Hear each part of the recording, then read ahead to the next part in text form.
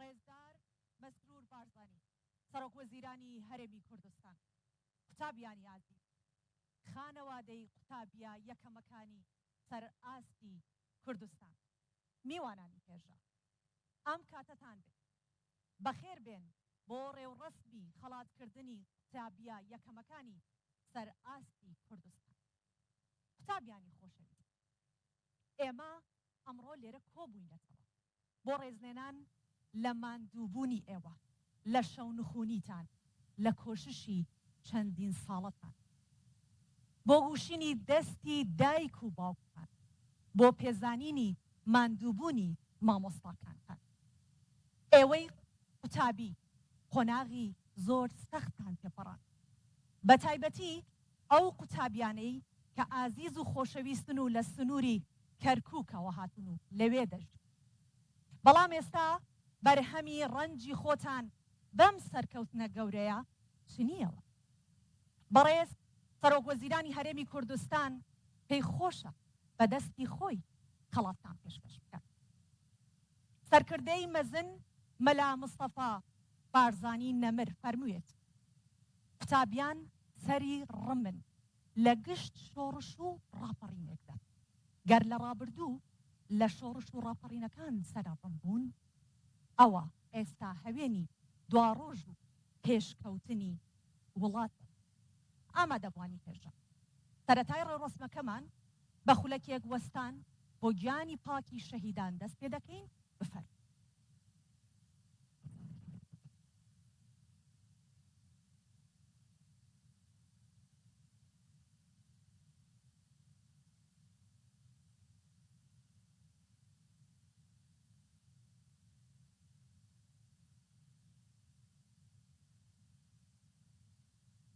سپاس.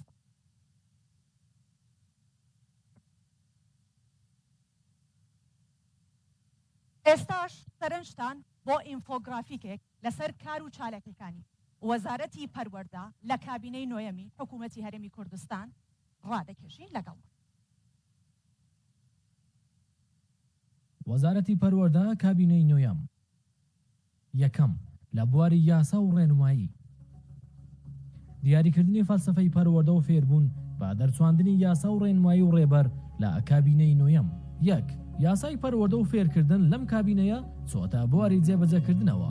دوو، دەرچواندنی ڕێنمایی ژمارە 1 ساڵی 2021 تایبەت بە باخچە و قوتابخانە و پەیمانگە ناحکومیەکان. سێ، ڕێنمایی ژمارە 1 ساڵی 2020 پەیمانگە و سەنتەرە پیشەیەکان. چوار، ڕێبەری ڕێنماییکارانی پەروەردەیی. دووەم، لە بواری بە دیجیتالکردن بە ئەلکترۆنیکردنی کاروباری حکوومەت واتە حکوومەتی ئەلکترۆنی، چ لە ئاز کاروباری ناوخۆی حکوومەت و چ لە ئاز پێشکەشکردنی خزمەتگوزاریە ئەلکترۆنیەکان بۆ هاوڵاتیان لە ئەرکە لە پێشینەکانمان دەبێت و بەم هۆیەوە ڕێگە لە ڕوتین و بەهدەردانی سامانی گشتی و کاتی هاوڵاتیان و دامەزراوەکان دەگیرێت و کواڵەتی خزمەتگوزاریەکان بەرز دەکرێتەوە. لە کابینەی نۆیەمی وەزارەتی پەروەردە ژێرخانی دیجیتاڵی بۆ کارتی پەروەردە دامەزرا. پەروەردە داتای زیاتر لە 2 میلیۆن قوتابی و مامۆستا و فەرمانبەر بە هەموو وردەکاریەکانیان و تەواوی قوتابخانەکانی کوردستان و پۆستە و نووسراوەکانیان بە دیجیتاڵی کراون. هەڵسەنگاندن لە ڕێگەی ئەم پلاتفۆرمەوە هەڵسەنگاندنی قوتابیان، نومرەکانیان، خشتەی وانەکانیان و هەڵسوکەوتیان لەناو پۆلدا دەدرێت بە بەخێوکارانیان. ڕاهێنان پلاتفۆرمی ڕاهێنانی مامۆستایان کە زیاتر لە 700 ڤیدیۆ و کاری گروپکاری تێدایە بۆ ڕاهێنانیان لەسەر شێوازەکانی وانەوتنەوە. وانە پلاتفۆرمێکی فێرکاریە بۆ قوتابیان کە وانەکانیان تۆمارکراوە و کتێبەکانی خوێندن بە ئەلکترۆنی بەردەستە. کتێبخانە ئەم پلاتفۆرما لە ئایندێکی نزیک ڕادەگەیەنرێت وەک کتێبخانەی ئەلکترۆنی بۆ مامۆستایان و قوتابیان و خوێندکاران. خێزان پلاتفۆرمێکە بۆ یارمەتیدانی خێزان کە بۆ پەروەردەکردنی منداڵانیان بەردەست خراوە. باڵەخانە پلاتفۆرمێکە چاودێریکردن و بەدواداچوون و داتای پرۆژەکانی دروستکردن و فراوانکردن و نۆژەنکردنەوەی قوتابخانەکان دەگرێتەوە. وەرجێڕانی بڕوانامەکان و پیشاندانەوەی نمرە و وەڵامی قوتابیانی پۆلی 12 ئامادەیی بە دیجیتاڵی کراون. وەزارەتی پەروەردە واژە و پەراوێزەکانی دیوانی وەزارەتی کردووەتە ئەلکترۆنی و لە هەمان کاتە پلاتفۆرمی بەدواداچوونی داناوە کە هاوڵاتیان دەتوانن بە ژمارە تەلەفۆن و ژمارەی نووسراو بە دوواداچوون بۆ مامەڵەکانیان بکەن. ڕیزبەندی پلاتفۆرمێکی وەزارەتی پەروەردەیە کە بۆ پۆلینکردنی ئاسی قوتابخانەکان دانراوە کە لە 3 هەفتەی داهاتوو دەکەوێتە بواری جێبەجەکردن. هاوڵاتیان مافی ئەوەیان هەیە کە بزانن ئاستی قوتابخانەی منداڵەکانیان چۆنە. سێیەم، ڕاهێنانی مامۆستایان. ستراتیژی ڕاهێنانی مامۆستایان بۆ 7 ساڵ لە 2023 تا 2030 دانراوە. لە مانگی نۆی ئەم ساڵەوە هەموو مامۆستایەک هەفتانە یەک وانەی ڕاهێنان وەردەگرێت و ئەمەش کواڵەتی خوێندن دەباتە ئاستێکی باشتر لە ڕێگای گۆڕانکاری لە شێوازی وانەوتنەوە. چوارەم، پرۆگرامەکانی خوێندن. کار دەکەین بۆ بە پێداچوونەوە بە منهەجی پەروەردەیی و گونجاندنی نەوەڕۆکیان بە پێی ستانداردە باوەکان. لە کابینەی نۆیەمدا پێداچوونەوە بە پرۆگرامەکانی خوێندن کراوە و کارکردن بەردەوامە بۆ پێداچوونەوە بە چەندین کتێبی دیکەی خوێندن. پێنجەم، بەرزکردنەوەی کواڵەتی خوێندن. جێبەجێکردنی پرۆژەی بنیادنانی تواناکان کاتیایدا ئستاندارد بۆ قوتابخانە و مامۆستایان دانراوە. هەروەها قوتابخانەکان پۆلین دەکرێن بۆ 4 ئاست. لە ساڵی خوێندنی 2022 بۆ 23 هەڵسەنگاندن بۆ 6038 قوتابخانە کراوە. هەڵسەنگاندنی نێودەوڵەتی بۆ یەکەم جار لە 32 ساڵی ڕابردوو وەزارەتی پەروەردە لە کابینەی نۆیەم توانی بەشداری هەڵسەنگاندنە نێودەوڵەتەکانی تیمس و پیسا بکات کە دوو هەڵسەنگاندنی ستانداردی نێودەوڵەتین و توانای قوتابیان لە بیرکاری و زانست و خوێندنەوە هەڵدەسەنگەنن. پیسا هەر 3 ساڵ جارێک بۆ قوتابیانی تەمەن 15 ساڵان لە چەندین وڵات لەسەر ئاستی جیهان ئەنجام دەدرێت. و هەڵسەنگاندنی تیمز هەر 4 ساڵ جارێک بۆ قوتابیانی پۆلی 4 و پۆلی 8 با بەشداری چەندین وڵات لە ئاستی جیهان ئەنجام دەدرێت. ئەم دوو هەڵسەنگاندنەش با بەهێزترین هەڵسەنگاندنەکانی جیهانی دادەنرێن و پێگەی پەروەردەیی وڵاتانی جیهان بە جۆرەی ڕانکینگی ئەم هەڵسەنگاندنە دیاری دەکرێت. ژێرخانی پەروەردەیی کار دەکەین بۆ چاککردن و بەرزکردنی ئاستی خزمەتگوزاریەکانی پەروەردە و فێرکردن لە کەرتی گشتی و دانانی ڕێکاری ڕاکێشانی بەشداری سەرمایەدارانی هەرێم و دەرەکی بۆ بەشداری لە ئاواکردنی قوتابخانەی نوێ لەو شوێنانەی پێویستە. یەکەم، 84 بینای نوێی باخچە و قوتابخانە لە کوردستان لە کابینەی نۆیەمدا کەوتووەتە بواری خزمەتەوە. دووەم، 452 ژووری نوێ لە قوتابخانەکان دروست کراون. سێەم، 1503 باخچە و قوتابخانە نوێژان کراوەتەوە بە شێوەی جوزئی و کولی. چوارەم، دەیان باڵەخانەی باخچە و قوتابخانە کاریان تێدا دەکرێت. پێنجەم، دروستکردنی 348 ژووری نوێی خوێندن لەلایەن جەنابی سەرۆکی حکوومەتی هەرێمی کوردستان کە بە گوژمەی 6 میلیارد دینار ڕەزامەندی لەسەر دراوە.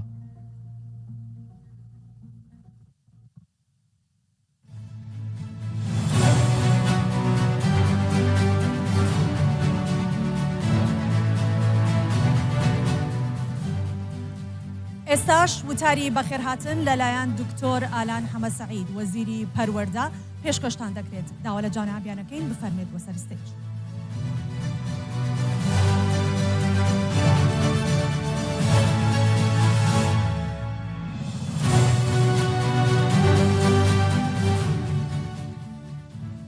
بەناوی خۆی گەورە و میێرەبان ڕێزدار جەنابی سەرۆکی حکوومەتی هەرێمی کوردستان کاک مەسعود بارزانی ئامادەبوانی بەڕێز بەیانیتان باش.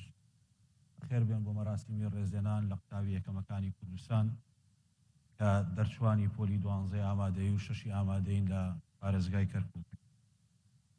سەرەتا سپاسی جەنابی سەرۆکی حکوومەت دەکەین وەکو وەزارەتی پەروەردە بە شێوەیەکی گشتی پاڵپشتی بەڕێوەچوونی پرۆسەی تاقیکردنەوەکانی پۆلی 12 بۆ لە هەرێمی کوردستان و بە تایبەتیش بۆ دوو خاڵی گرنگەویژەوەیە کە ساڵانە بەڕێز سەرۆکی حکوومەت پاڵپشتی دارایی بۆ 657 قوتابی شنگال کە لە پارێزگای دوهۆک تاقیکردنەوەدان ئەنجامەدات.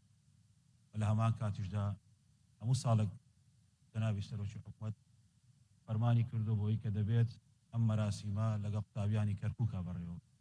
بۆیە دواکەوتنی ئەنجامدانی ئەم مەراسیمەش بەشێکی پەیوەندی هەبوو بۆی کە ڕۆژی هەینی ئەنجامەکانی پارێزگای کەرکووک دەرچوون.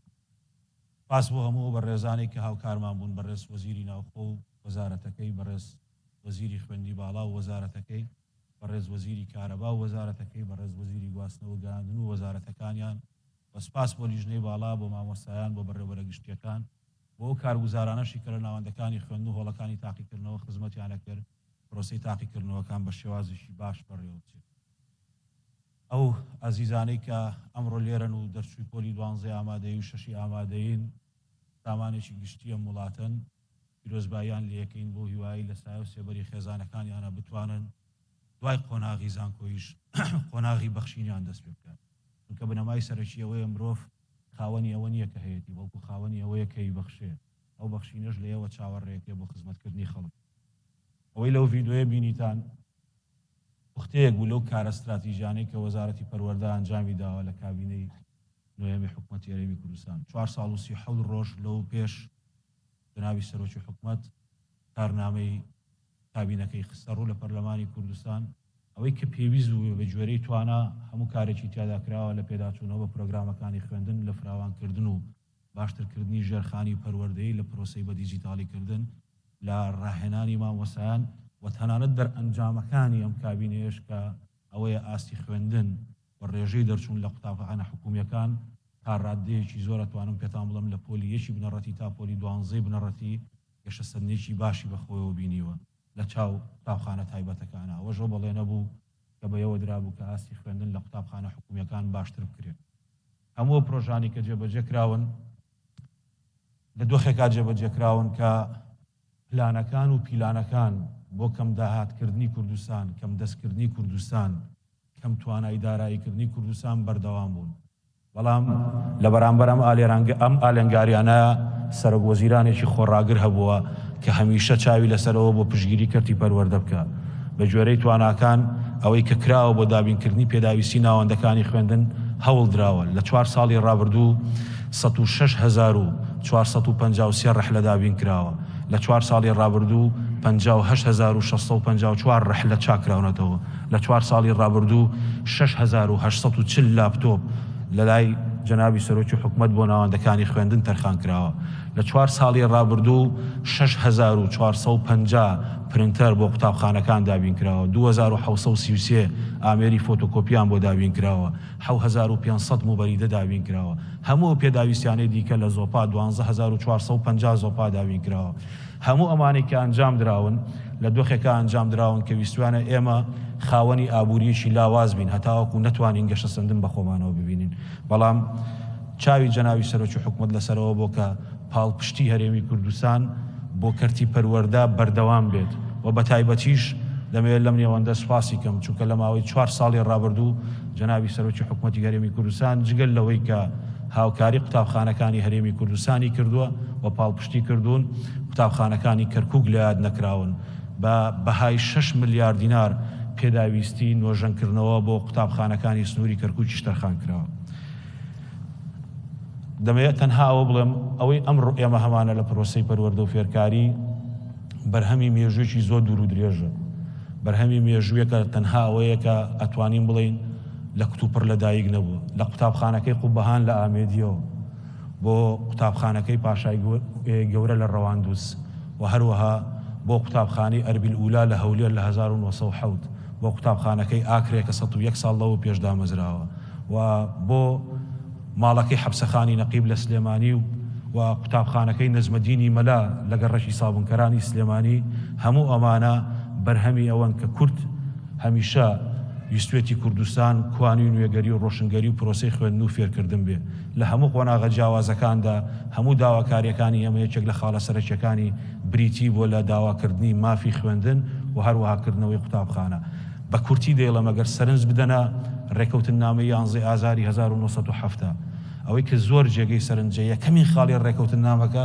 ئەوەیە کە دەبێت خوێندنمان بە زمانی کوردی هەبێ و قوتابخانەکان لە کوردستانە زیاد بکرێن و مامۆستایاندا بمەزرێ و لە هەمان کاتیشدا خوێندن بە زمانی کوردی تایە بەردەوام بێ ئەوە بووە وەرچەرخانێکی گەورە یەکەمین دۆکۆمنتی سیاسی یاسایی کە تیا ئێمە بتوانین لەو ناوچانی کە ئەو کاتە پێیانەوت ناوچەی حکمی زاتیان ئۆتۆنۆمی بتوانین خوێندن بە کوردی بکەین بۆیە ئەو نمونە بچووکەم هێنایەوە لەوەی کە سەرگوزشتەیەک لە نمونە لە شۆڕژگەڕی لە هەموو دۆکۆمنتەکان هەن بەڵام دەمەوێت تەنها وەکو نمونەیەک باسی بکەم ئەوەیە کە پێتان بڵم ئەوەی کە ئەمڕۆ ئێمە هەمانە بەرهەمی ڕەنج و خەبات و ماندووبوونێکی زۆرە بۆیە پاراستنی پارێزگاریکردنی بەرگریکردن لێ ئەکەوێتە سەر ئەونەوەی ئێستا و بە تایبەتیش گەنجەکانمان دووبارە سپاسانەکەم و سپاسی پاڵپشتی جەناوی سەرۆکی حکوومەتەکەم دەستی ماندووبوونی هەموو بە ڕێزانە گوشم کە هاوکاری باش بەڕێوەچوونی پرۆسەی تاقیکردنەوەکان بوون. داوا لە جەناوی سەرۆکی حکوومەتی هەرێمی کوردستانەکەم کە جەنابیان تەشریف بفەرمێ بۆ ڕێزلێنان لە قوتابی یەکەمەکان و پاشانیش پێشکەشکردنی وتارێک.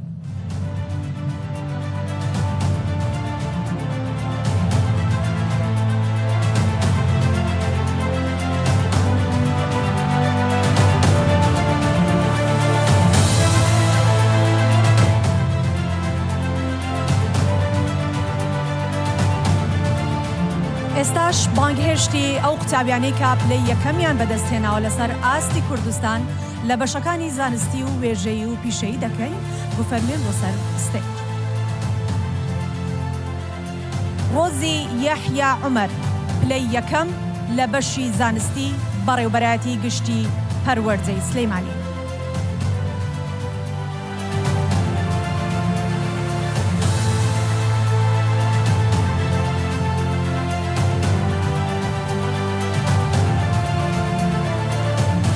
شاد شوان محەممەد مەجید پلەی یەکەم لە بەشی زانستی بەڕێوەبەرایەتی گشتی پەروەردەی سلەیمانی.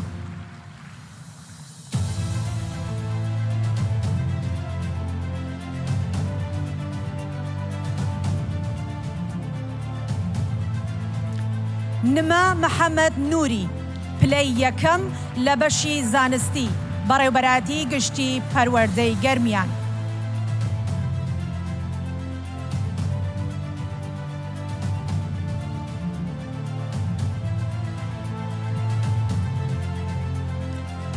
سامان محەممەد ڕەزا پلەی یەکەم لە بەشی زانستی بەڕێوەبەرایەتی خوێندنی کوردی لە کەرکووک.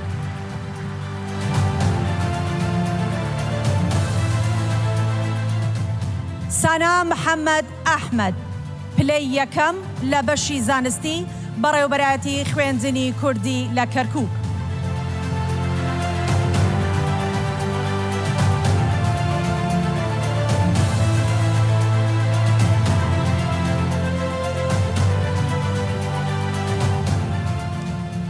ئالان کاوێز ئەحمەد پلەی یەکەم لە بەشی زانستی بەڕێوەبەرایەتی خوێندنی کوردی کەرکووک.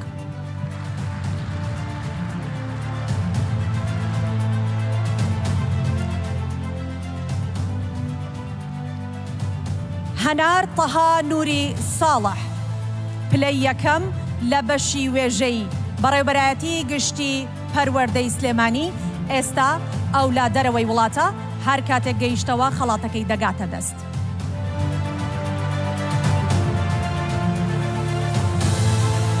ئیڤان دڵگەش تەیفور پلەی یەکەم لە بەشی وێژەیی بەڕێوەبەرایەتی خوێندنی کوردی لە کەرکووک.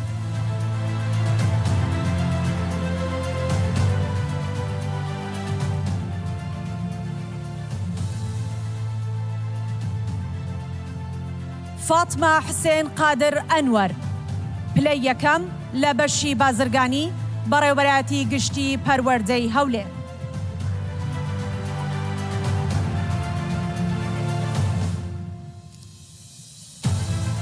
دیا مەهدی ئەکرەم حەمە قادر پلەی یەکەم لە بەشی کشتوکاڵ بەڕێوەبەرایەتی گشتی پەروەردەی سلەیمانی.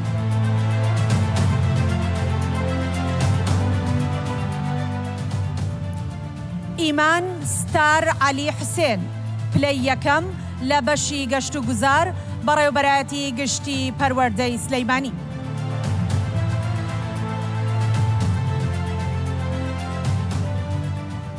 ئالان تۆفیق فەریق حەسەن پلەی یەکەم لە بەشی پیشەسازی بەڕێوەبەرایەتی گشتی پەروەردەی سلەیمانی.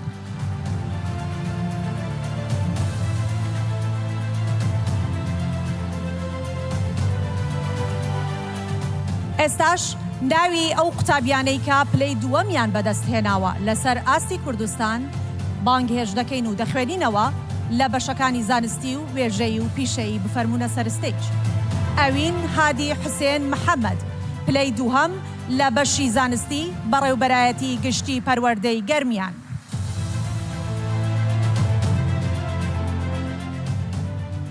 ژیمە محەممەد کەریم ڕەحیم پلەی دووهەم لە بەشی زانستی بەڕێوەبەرایەتی گشتی پەروەردەی سلەیمانی. تۆزە بە گڕوتینتر چەپڵیان بۆ لەبن.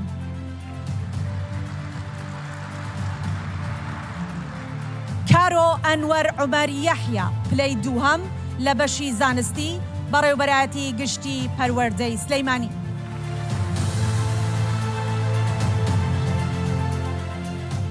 لاوەند جوتیار قادر محەممەد پلەی دووهەم لە بەشی زانستی بەڕێوەبەرایەتی گشتی پەروەردەی سلەیمانی.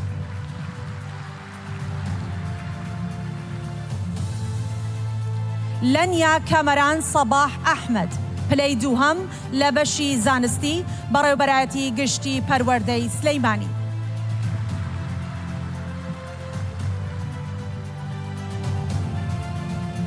محەممەد عومەر قادر عەزیز پلەی دووهەم لە بەشی زانستی بەڕێوەبەرایەتی گشتی پەروەردەی ڕاپەڕین.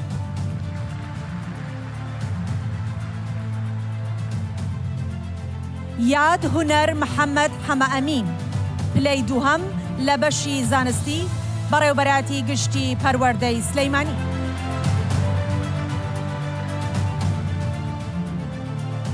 ئەرین شوان فکرەت ڕەئوف پلەی دووهەم لە بەشی زانستی بەڕێوەبەرایەتی گشتی پەروەردەی سلەیمانی. فاتمە دڵشاد فەهاد پلەی دووهەم لە بەشی زانستی بەڕێوەبەرایەتی خوێندنی کوردی لە کەرکووک.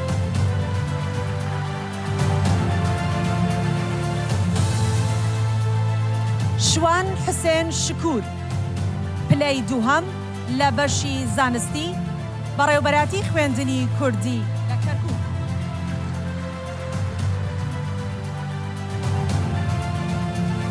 چاوان قادر ئەحمەد ڕەحیم پلەی دووهەم لە بەشی وێژەیی بەڕێوەبەرایەتی گشتی پەروەردەی سلەیمانی.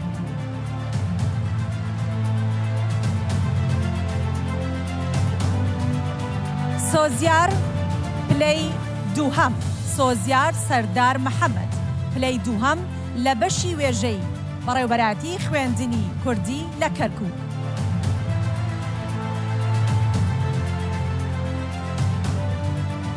مەریەم نەجات سەمین سەعید پلەی دووهەم لە بەشی پیشەسازی بەڕێوەبەرایەتی گشتی پەروەردەی گەرمیان.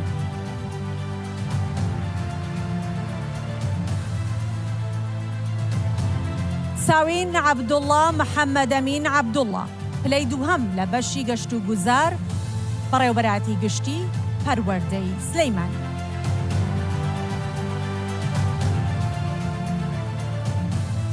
شازادە عەبدولکەریم ئەحمەد مستەفا پلەی دووهەم لە بەشی کشت و کاڵ بەڕێوەبەرایەتی گشتی پەروەردەی هەولێر.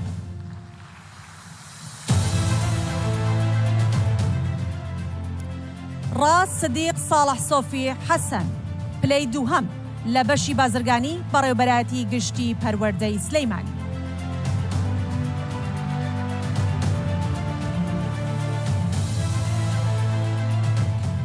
ئێستاش ناوی ئەو قوتابیانەی کە پلەی سێیەمیان بەدەستێناوە لەسەر ئاستی کوردستان دەخوێنینەوە ئەوانیش بفەرمون بۆ سەر ستەیج. سروا ساڵح قادر حەسەن پلەی سێیەم لە بەشی زانستی بەڕێوەبەرایەتی گشتی پەروەردەی هەولێر.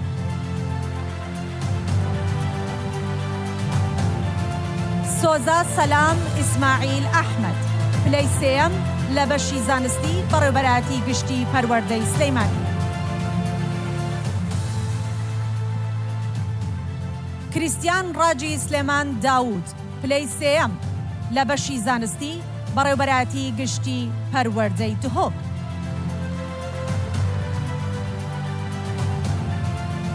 محەممەد ئەحمەد شەهاب محەممەد ئەمین پلەی سێیەم لە بەشی زانستی بەڕێوەبەرایەتی گشتی پەروەردەی هەولێر.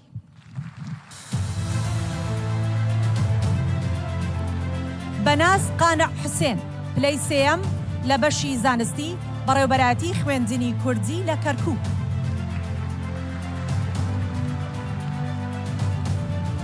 محمود ئەحمەد جەلیل پلەی سێیەم لە بەشی زانستی بەڕێوەبەرایەتی خوێندنی کوردی لە کەرکووک.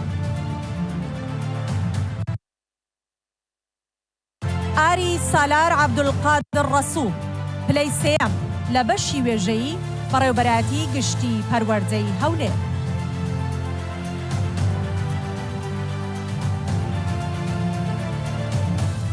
شازادە یوسف عەبدوڵڵا پلەی سێیەم لە بەشی وێژەیی بەڕێوەبەرایەتی خوێندنی کوردی لە کەرکووک. نازبین نەوزاد ڕەمەزان ساڵح پلەی سێیەم لە بەشی بازرگانی بەڕێوەبەرایەتی گشتی پەروەردەی سلەیمانی.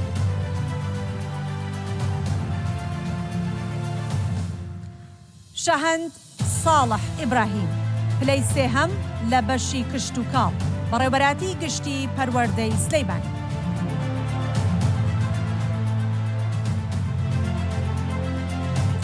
هودا حەسەن قادر حەسەن پلەی سێیەم لە بەشی گەشت و گوزار بەڕێوەبەرایەتی گشتی پەروەردەی هەولێر.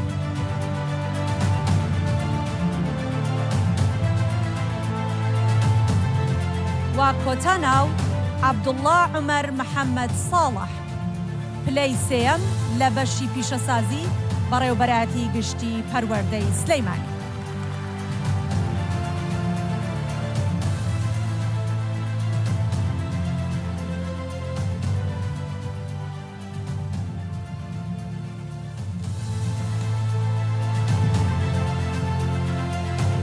ئێستاش داوا لە ڕێزدار مەسرور بارزانی سەرۆک وەزیرانی هەرێمی کوردستان دەکەین بۆ پێدانی خەڵاتی ڕێزلێنان بۆ قوتابیە یەکەمەکانی پۆلی 12 ئامادەیی زانستی و وێژەی و پیشەی خولی یەکەمی ساڵی خوێندنی 2022 بۆ پێشکەشکردنی وتاری بەڕێزیان.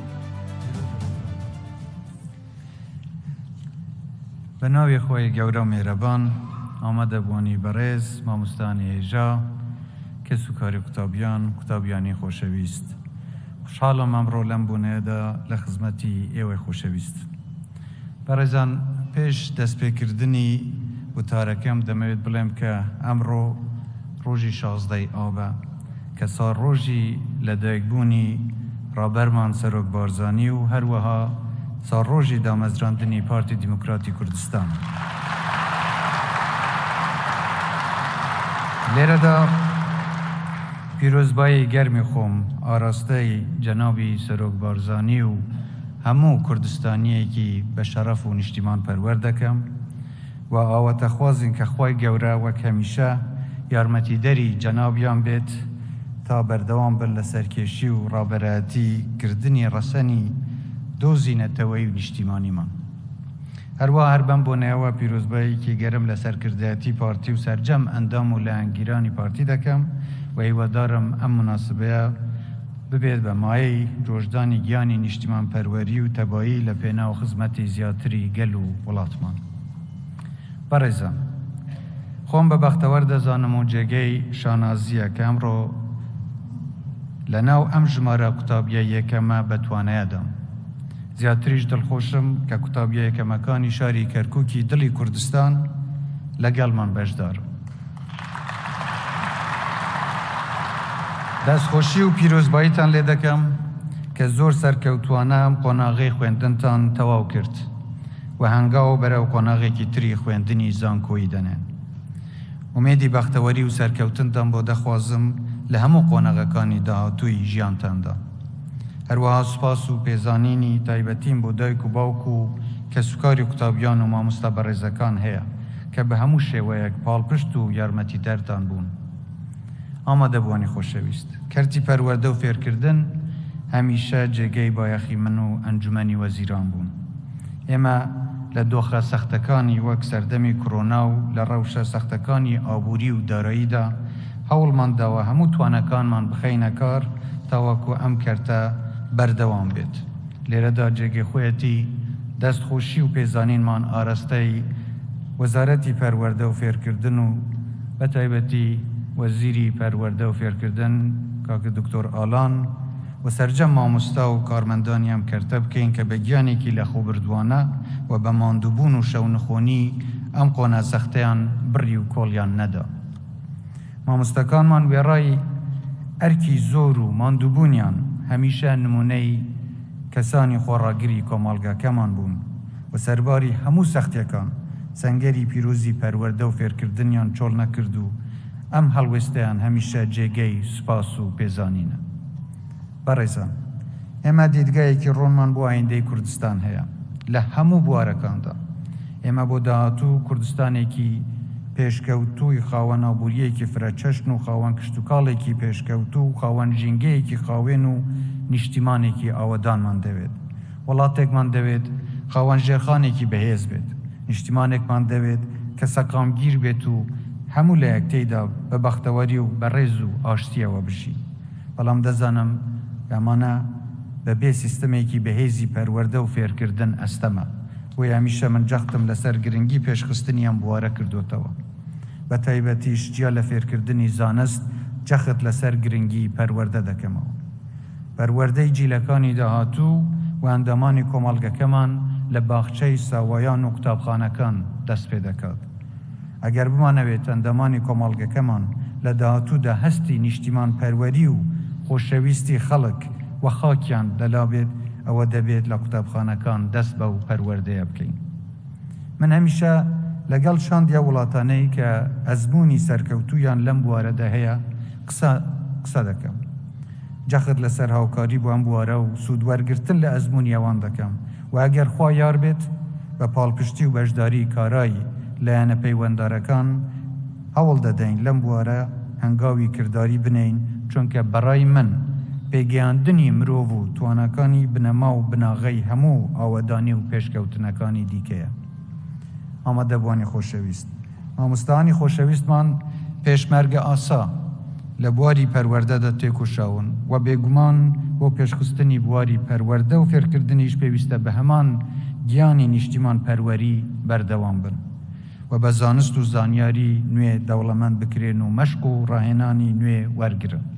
مامۆستایانی بەڕێزمان داینەمۆی ئەو گۆڕانکاریانە دەبن کە ئێمە بە نیازین لەم کەرتەدا جێبەجێ بکەین. لێرەش دەوێڕای دەستخۆشی و پێزانینی دووبارەمان بۆ مامۆستایان پاڵپشتیمان بۆ دەستەبەرکردنی هەموو ماف و داخوازەکانیان دووبارە دەکەینەوە. من جارێکی دیکەش پیرۆزباییتان لێ دەکەم و هیوادارم لە ژیانی خۆتاندا هەمیشە سەرکەوتوو بن و ببنە کەسانی داهێنەر و بەسوود بۆ وڵاتەکەتان و ئایندەی ئەم نیشتیمانە بەرەو پێشکەوتنی زیاتر ببن. هەر لە خۆشی و سەرکەوتندا بن و وڵاتمان هەرەوەدان بێت.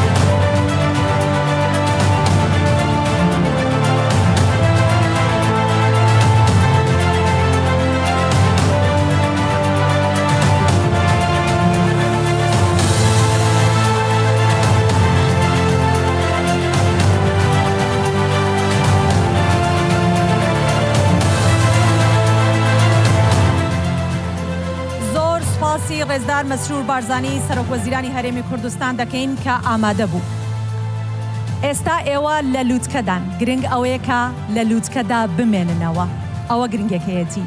دووبارە هیوای سەرکەوتنتان بۆ خوازین، هەمیشە سەرکەوتوو بن و هەروەک چۆن ئەم قۆناغەتان بە سەرکەوتووی تێپەڕان، قۆناغەکانی دیکەش بە هەمان شێوە سەرکەوتوو بن. سپاسی ئامادەبوونی هەموو لایەکانەکەین.